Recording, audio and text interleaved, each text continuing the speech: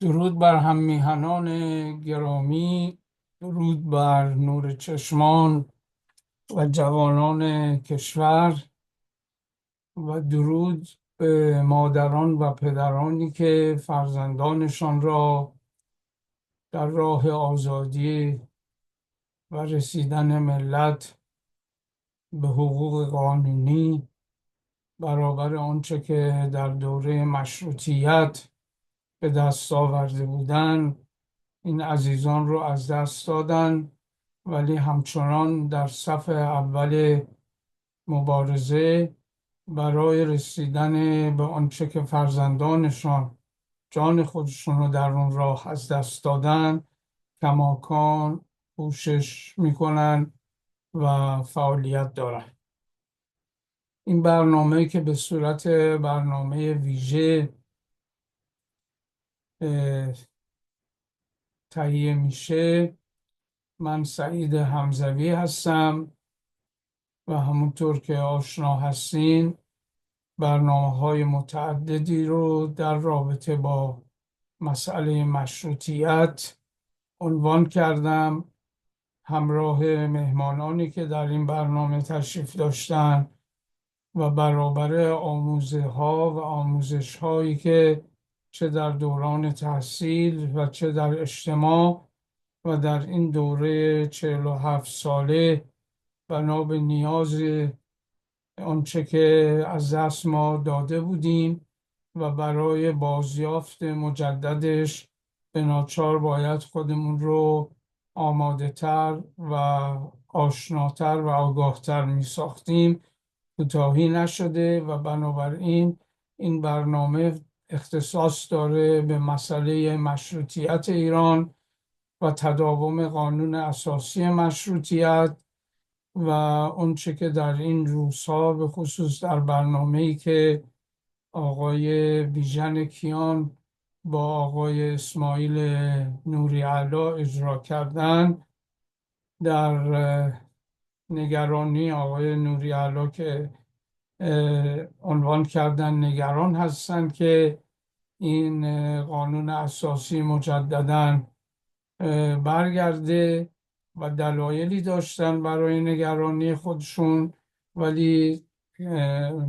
اداره کننده جلسه که آقای بیژن کیان بودن متاسفانه حالا شاید دلایل خاصی داشتن که صحبت نکردن، ولی در این حال عنوان کردن نگرانی شما رو درک میکنم، ولی این نگرانی به ترتیبی که پیش آمده و جنبش مشروطیت یا انقلاب مشروطیت یه افتخار تاریخی ما ایرانیان هست، ملوث در دنباله این انقلاب آنچه که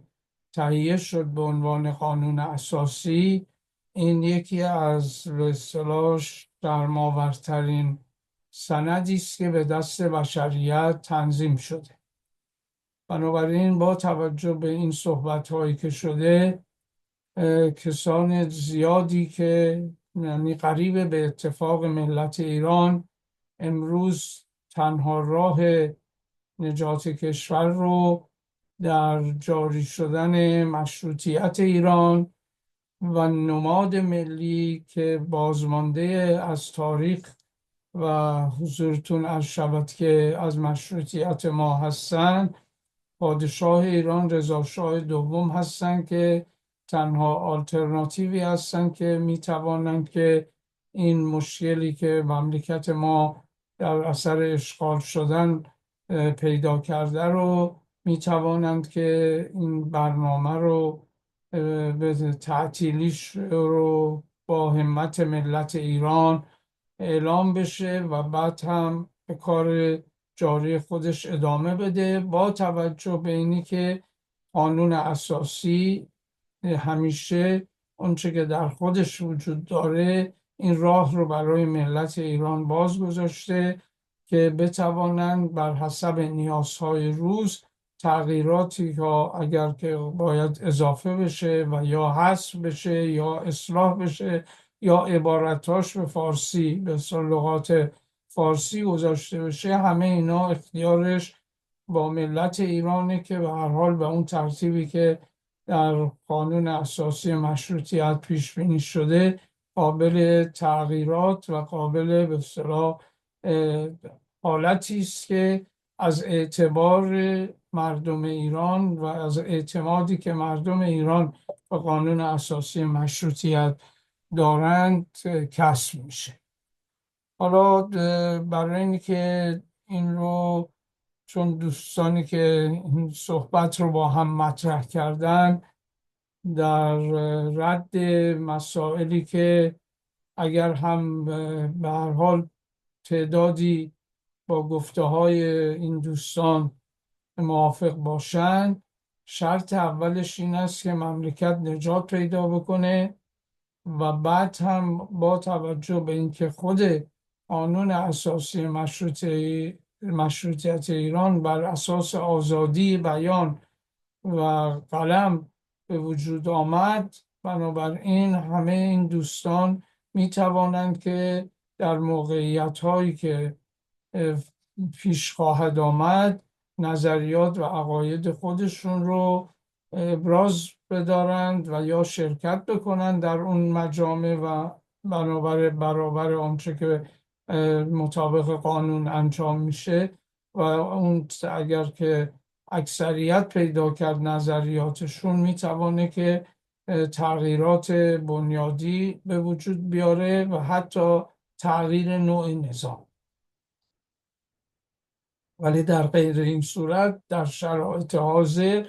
ما حتی حق نداریم سر سوزنی از قانون اساسی مشروطیت رو دست ببریم یا کسب کنیم، البته به صورت انتقاد یا انتقادات سازنده. هیچ ایرادی نداره که هم آزاد هستن که هر صحبتی که مایل هستن رو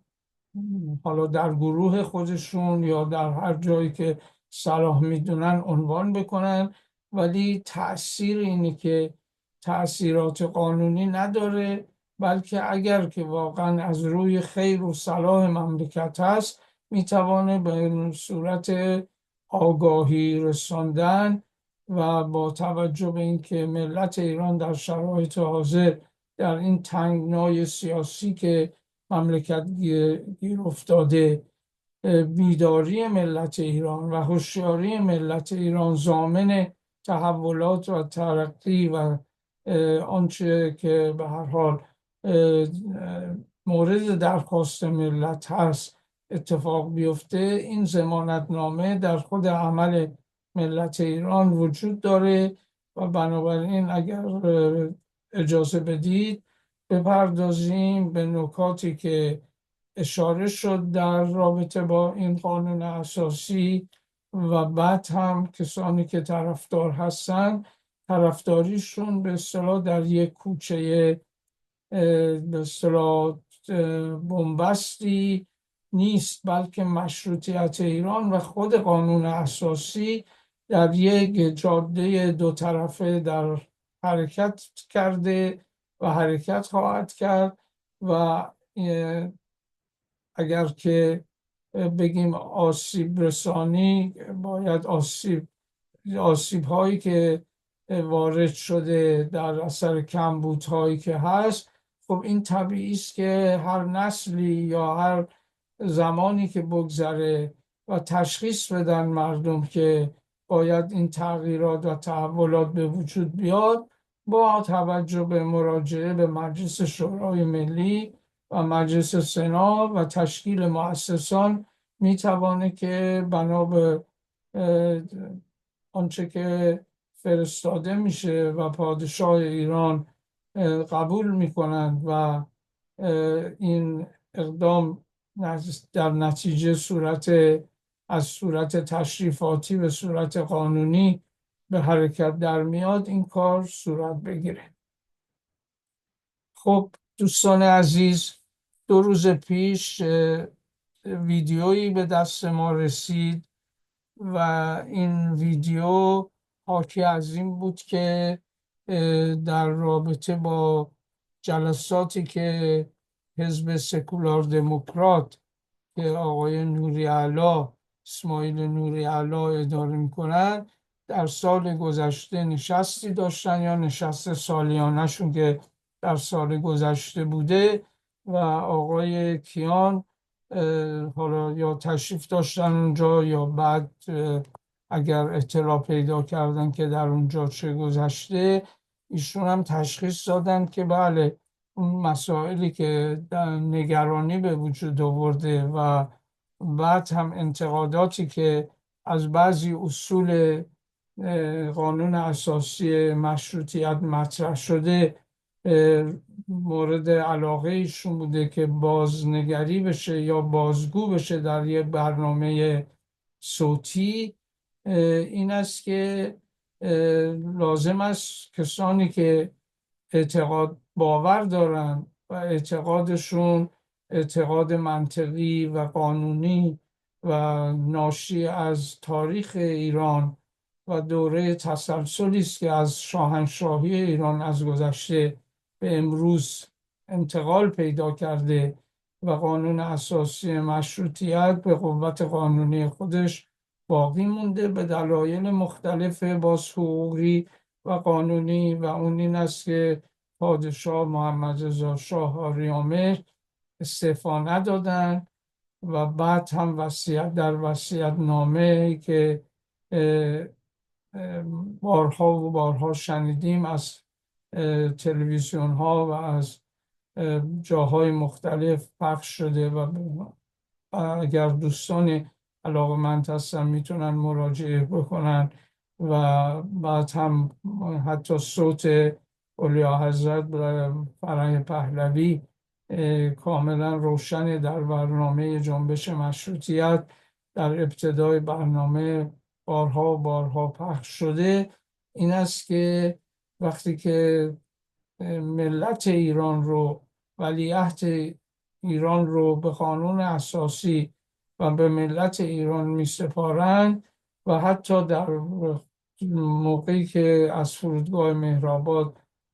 خارج می شدن منتظر موندن تا اینکه آقای بختیار رأی اعتمادی که از مجلس اگر گرفت ایشون مسافرتشون رو ادامه بدن، و بعد که اطلاع پیدا کردن نخست وزیر در فرودگاه حاضر شد، گفتن که به هر حال بعد از اینکه مطالبی رو صحبت کردن راجع به اینکه مملکت الان ادارش به دست شما افتاده و حتی امکان سعی بکنید که خونریزی به وجود نیاد و خود مردم مشارکت بکنن و حمایت بکنن و ارتش هم از شما پشتیبانی بکنه، ولی در آخرین لحظه ایشونو خواستن و رفتن در پله ها وارد شدن به هواپیما و به ایشون گفتن که من شما رو، ملت ایران رو به شما و به قانون اساسی و شما رو به خداوند بزرگ می سپارم، و ایران رو پس از این صحبت ترک کردن. حالا بعد از اینکه این صحبت ها که راجب مشروطیت در ایران چه اتفاقاتی در رابطه پیشرفت ایران و حتی اون اختیاراتی رو که مشروطیت برای اداره کشور که از زمانی که به تصویب رسیده بود قانون اساسی به اصطلاح و بعد هم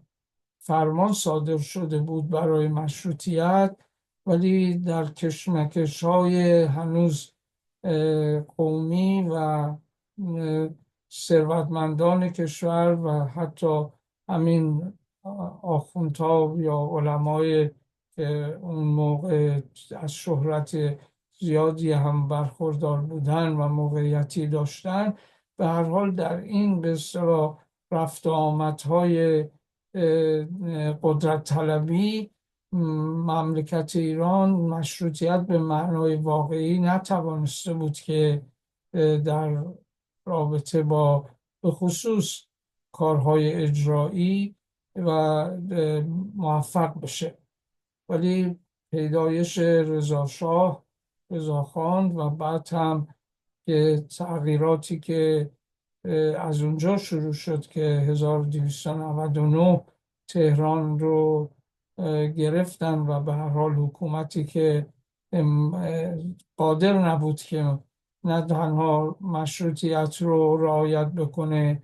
و حتی مملکت رو اداره بکنن، ولی به هر حال با توجه به قدرت ذهنی و عشقی که به ایران داشتن و اصالت ایرانی خودشون توانستن موقعیت‌هایی رو به وجود بیارن، مملکت یک پارچه بشه. و بعد هم حتی در دولت سید ضیا وقتی متوجه شدن که ارتباطاتی با بیگانه وجود داره که ممکنه اصالت فعالیت و زحمت ایشون به خطر بیفته، این بود که به هر حال سید ضیا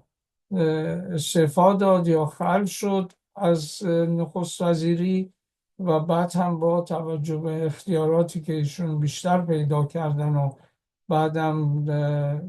در 2 سال قبل از اینکه به پادشاهی برسن نخست وزیر شدن و کارهای اجرایی و عمیقی رو که لازم بود و به هر حال در راهروهای ادارات به اصطلاح معطل مونده بودن، اینها رو با سرعت شکل عملی بهش دادن. و بعد هم در موقعی که مطرح شد که خانواده قاجار در حال به دلیل تمردی که کردن و حاضر نبودن برای مسئولیتی که دارن و برنگشتن از اروپا، این بود که ایشون اظهار تمایل کردن بیشتر به مشروط جمهوری، ولی با توجه به شرایط و سوابق تاریخی ایران، نه اینکه بخواد آخوندها فقط اعمال نفوذ کردن، به هیچ وجه به این ترتیب نبود، ولی به هر حال تشخیص بزرگان اون روز ایران این بود که ایشون میتونن که با توجه به ادامه نظام پادشاهی همون خدماتی رو که در دوره نخست وزیری انجام دادن ناظر باشند و دستوراتی رو صادر بکنن که به هر حال درش تعللی به وجود نیاد و با قدرتی که ایشون داشتن به هر حال پذیرفتن که پادشاه بشن. و ماده واحده‌ای در مجلس پنجم گذشت و ایشون باز هم با توجه به قبولی مجلس شورای ملی معتقد بودند که باید قانون اساسی به اصطلاح مؤسسان تشکیل بشه و تغییرات که لازم هست در قانون اساسی داده بشه. و به هر حال این کار هم به زودی انجام شد و ایشون پادشاه قانونی ایران بر اساس مصوبه مجلس شورای ملی و بعدم مندرج در اصلی که پادشاه از خانواده قاجاریه به خانواده پهلوی منتقل شد، که به هر حال اینا مسائل تاریخی است که دوستان همه یا اطلاع دارن و اونایی که بیشتر علاقه‌مند هستن میتوانن که مراجعه کنن و ببینن که مملکت در چه روزی بوده و با بودن ایشون و فعال شدن ایشون و کسانی هم که آمادگی داشتن در کنار ایشون چه کارها شاهکارهایی رو در مدت کمتر از 16 سال ایشون به مراحل عالی رسوندن، به ترتیبی که ایران به سرعت با سرعتی که توانسته بود موقعیت های بین المللی پیدا بکنه، این بود که حالا با توجه به جنگ دوم و اتفاقاتی که افتاد، اینا مسائل دیگری است که میشه در جای دیگری در روز دیگری صحبت کرد. ولی به هر حال مشروطیت ایران که با توجه به اینکه یک نیاز روز بود بر اثر تشخیصی که ایرانیان خودشون داده بودن و بعد هم حتی درسته که ناصرالدین شاه مسافرت کرد و از نزدیک دید که دنیای دیگری داره میشه و بعد هم که متوجه شدن که بر اساس این است که در کشورها قانون به وجود آمده و مجلس تشکیل شده و مردم هستند که به اصطلاح صاحبان اداره و صاحبان کشور و اداره کشور رو به عهده دارند. این بود که ایشون اظهار علاقه کرد و در صحبت‌های آقای نوری علا و اشاراتی که آقای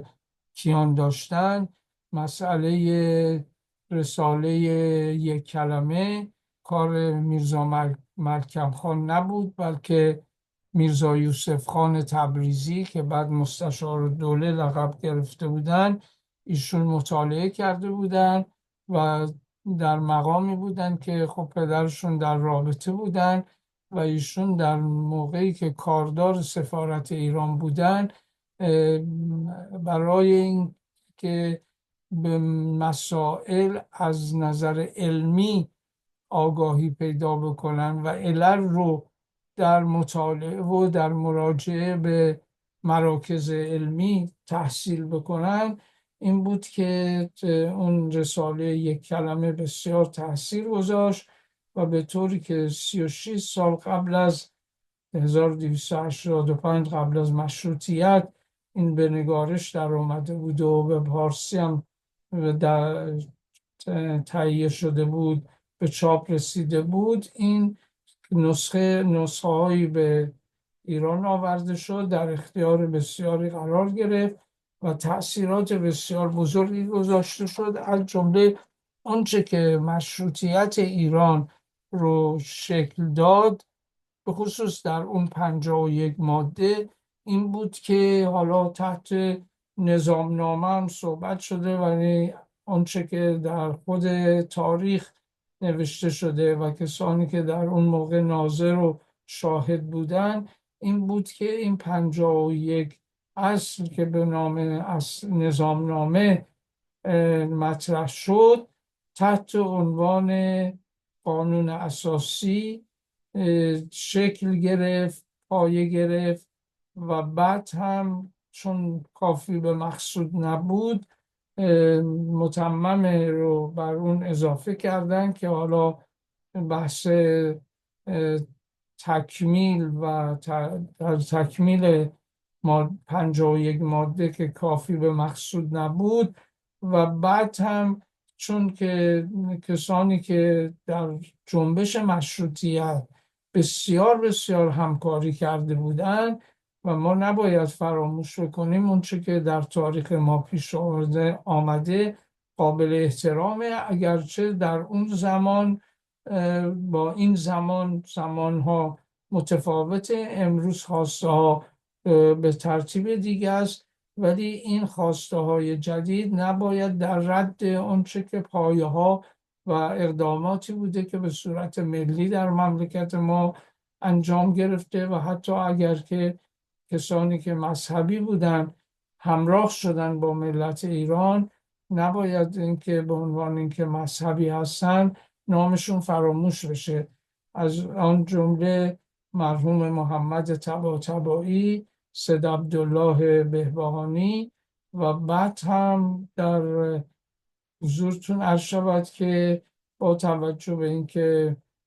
گفتگوها بسیار بود و نگرانی با توجه به وضعی که در روسیه بود و در اروپا به هر حال پیشرفت بود، ولی در این حال تحولاتی در حال شکل گرفتن بود که حتی کسانی که در نجف بودن و در به اصطلاح در حوزه های مذهبی شاغل بودن و معروف بودن پشتیبانی کردن از مشروطیت ایران و خب در نتیجه در این مجموعه شرایطی به وجود آمد که این تحول اینی که حکومت یه حکومت قانون باشه و اختیارات پادشاه محدود بشه و مردم به اصطلاح در سرنوشت خودشون به توسط نمایندگان خودشون نظارت داشته باشن و حاضر و ناظر باشن، این بود که باید ما اون سرفصلی که در رساله یک کلمه مطرح شد رو به عنوان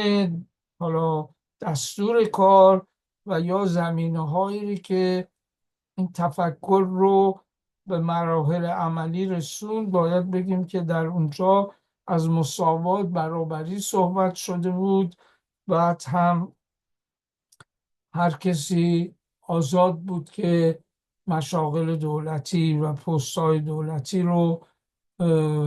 به اصطلاح کاندیدا باشه یا درخواست داشته باشه برای به دست آوردنش. آزادی های شخصی مشخص بود که قانون در جهت این است که در جهت این نبود که مردم آزادی خودشون رو از دست بدن، بلکه آزادی ها با توجه به آنکه همه در اون حق مساوی که داشتن رعایت بشه، بنابراین احوالات شخصی تحت قواعدی در اومد که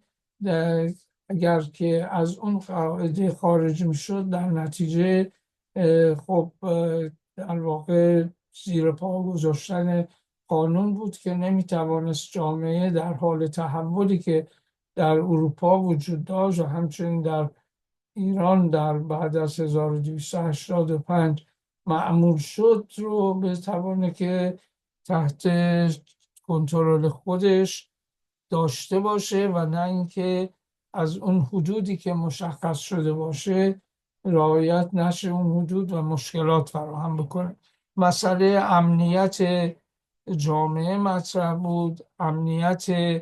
ارز و ناموس مردم، امنیت مال مردم و به هر حال حق هر کسی بود که در برابر ظلم از خودش دفاع بکنه و بنابراین لازمش این بود که محاکمی به وجود بیاد که بتوانه کسی اگر مورد ظلم قرار گرفت بتوانه که از اون وضع نامساعدی که براش پیش آمده از قانون استفاده بکنه و حق طلبی کنه. آزادی قلم و بیان که حالا در صحبتام در ابتدا اشاره کردم و بعد آزادی اجتماعات، اختیار و قبول ملت. اساس همه تدابیر حکومت باید در این باشه که ملت اختیار خودش رو حفظ کرده باشه و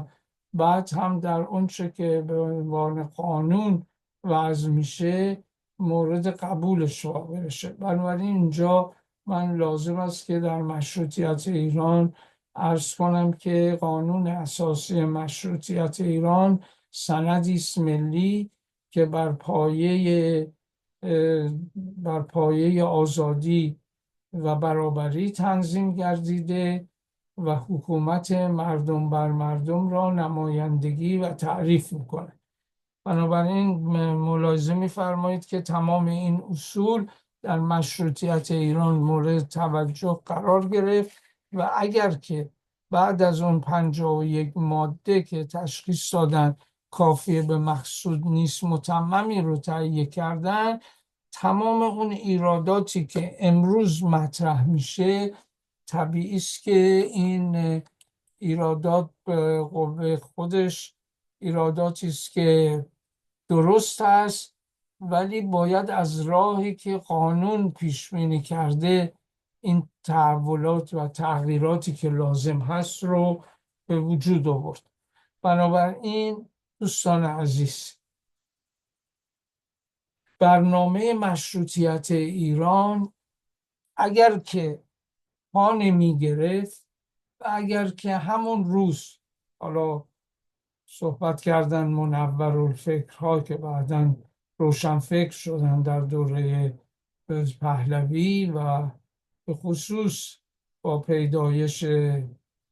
حضورتون عرض شود که فرهنگستان ایران بسیاری تغییرات و تحولات شکل ایرانی خودش رو به دست آورد. باید ما بدونیم که اساساً دانشگاهی میتونست که به وجود نیاد، دادگاه های عادلانه به وجود نیاد، رادیو تلویزیون به وجود نیاد، این بهداشت و سلامتی که واقعا مردم رو تهدید میکرد، اولا در سنین جوانی از بین میرفتن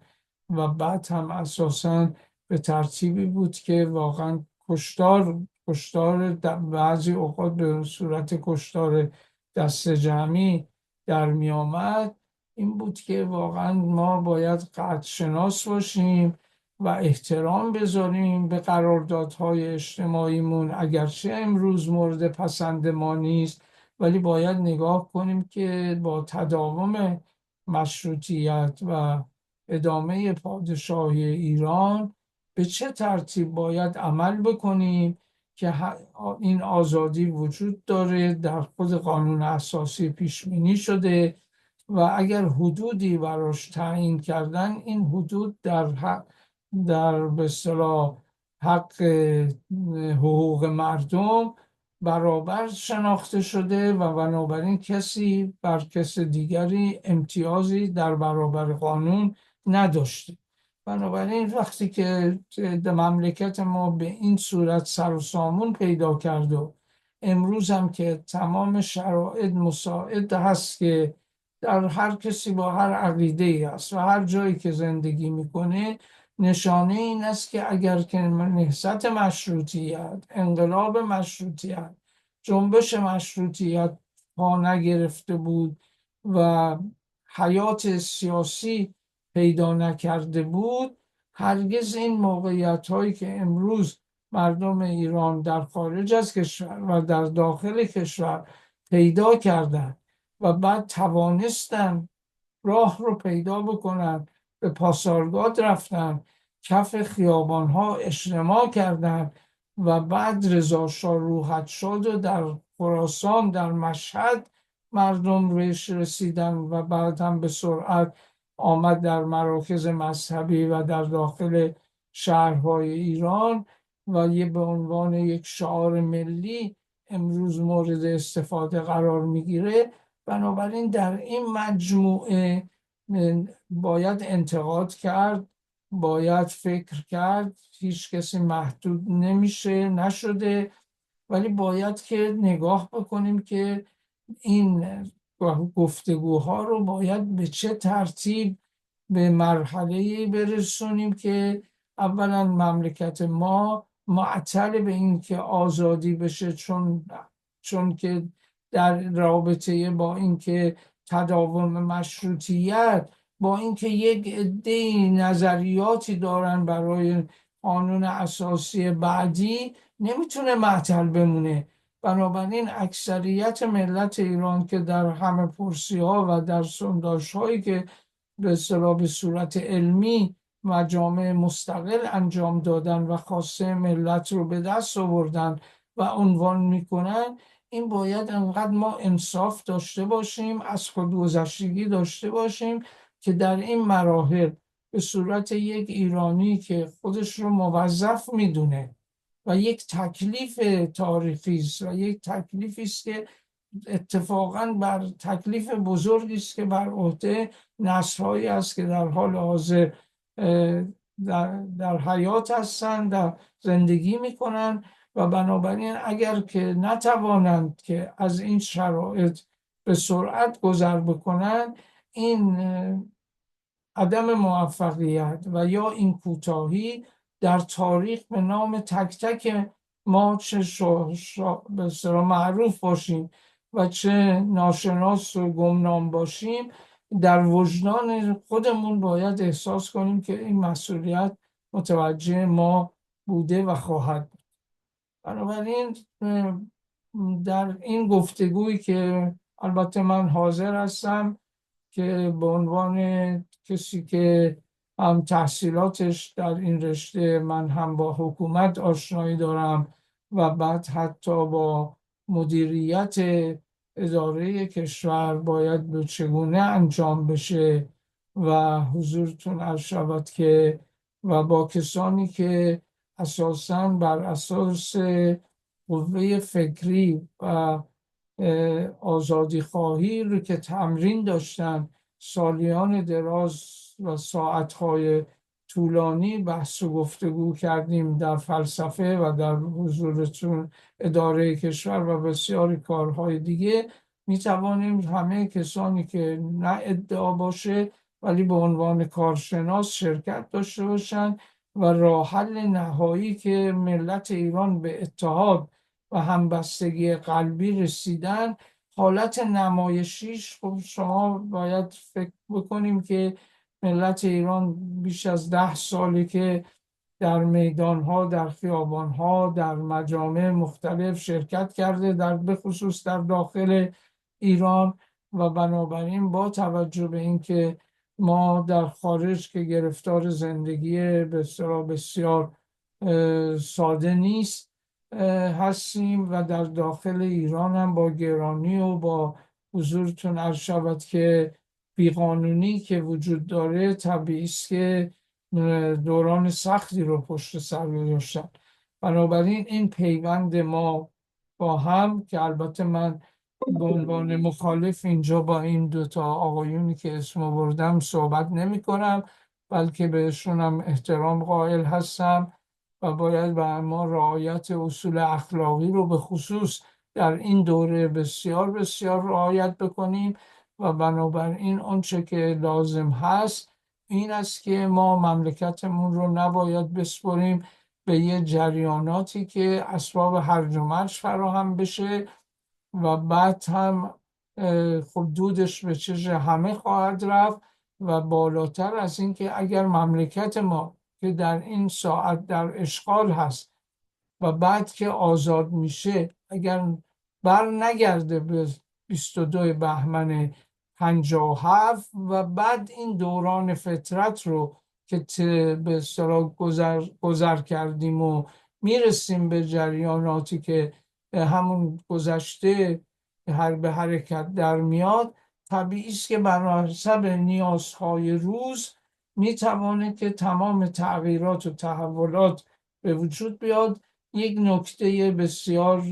اساسی در این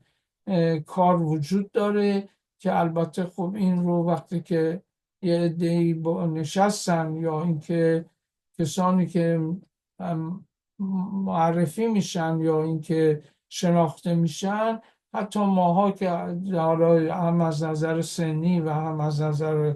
شرایط سلامتی ممکنه در دسترس نباشیم، می توانیم کمک کنیم و اون تجربه خودمون رو و آموخته های خودمون رو برای اینکه کشورمون به سرعت به خصوص به دست جوانان کشور و کسانی که خوشبختانه اکثریت جمعیت ما جوان هستن و زیر 50 سال هستن. بنابراین ما نیروی انسانی کافی داریم، نیروی باورمندی را داریم که بعد از این فشارها و محدودیتها این است که تصور اینی که مردمی که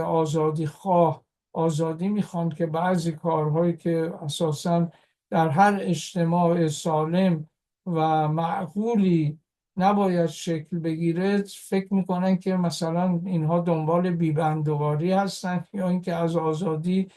میخوان سوء استفاده هایی بکنن که در هم خانی با اخلاق جامعه نداره، که اینها همه برداشت های اشتباه هست. ملت ما یک ملت شریف متمدن شناخته شده است در دنیا و همونطوری که الان پراکنده شدیم در رشته های مختلف شخصیت های ممتاز و سرشناسی به بشریت دارن خدمت میکنن، بنابراین طبیعی است که در کشور خودشون به مراتب میتوانن مؤثرتر و بهتر خدمت کنن. من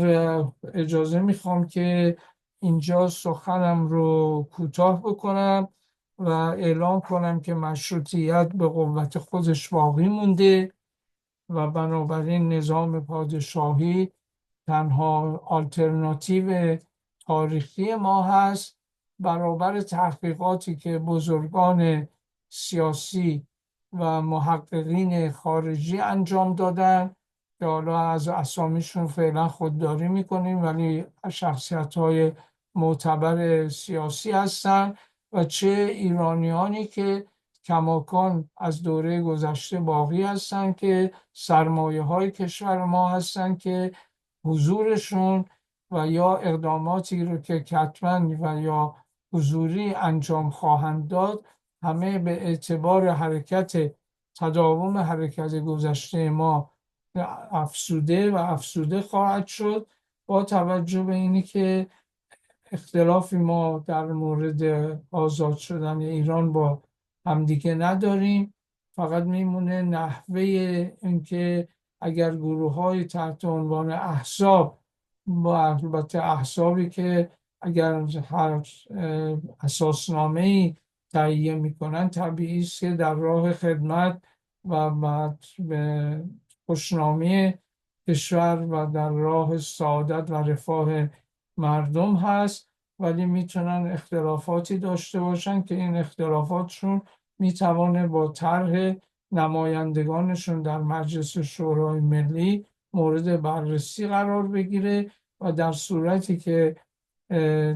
به رأی گذاشته بشه و اکثریتی که حاضر هستن در مجلس قبول بکنن که این تغییرات و این پیشنهادها رو، میتوانه که به اصطلاح به مرحله‌ای در بیاد که اون گروهی که در اقلیت هستن شانس اینه که یک روزی در اکثریت بتوانن نظریات خودشون رو اعمال بکنن همیشه در بعد از مشروطیت ما وجود داشته و امروز به خصوص با نیرویی که در ایران هستن میتواند به شکل بسیار بهتر و معتبرتری رو به خودش بگیره و به اصلا امیدوار هستیم که ما بتوانیم که کسانی که در این نسل چهارم و سوم و دوم و نوجوان ایران هستند بتوانیم به اتفاق این آزادی ایران رو و بهتر شدن شرایط برای آیندگان رو با آیندگان